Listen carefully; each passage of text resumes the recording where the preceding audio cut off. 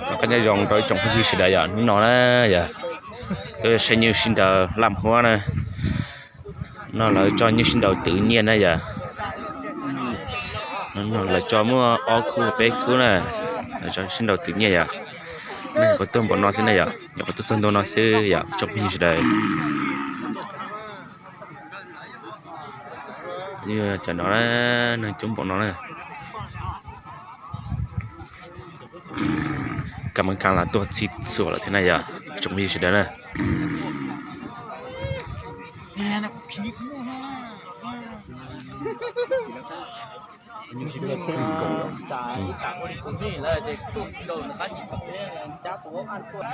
cái xe này nó này sinh sinh đầu này giờ trong sinh đầu là sinh đầu tự nhiên nó lo cái này từ nó này giờ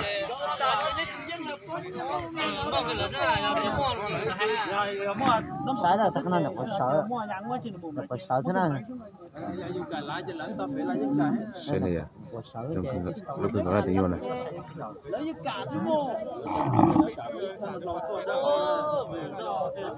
nó là tự nhiên này giờ nó là sinh đầu tự nhiên sẽ được cứ mà xe cân cầu sẽ được tốt sai thế này giờ bây giờ khi bố bên nó nè giờ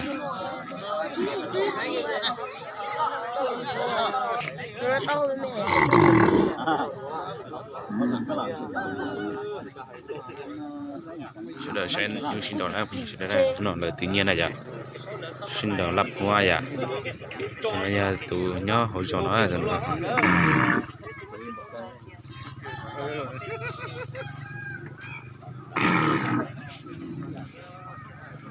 này à, nó này à.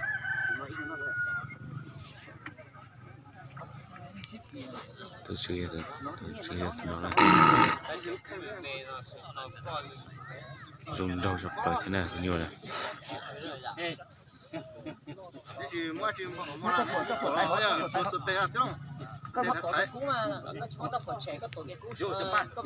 Lấy số cú gì là tròn đầu lại xem này. Lấy số này nói cả sáu mùa này là chả mình sẽ phải là cho chua nó đi này nhá. Tao sẽ có lần rồi, cả rong này nhá.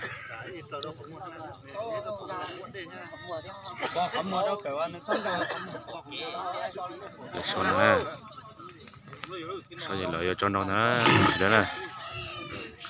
Cả ta do liền ha. Mà nhớ hồi cho nó này nhá.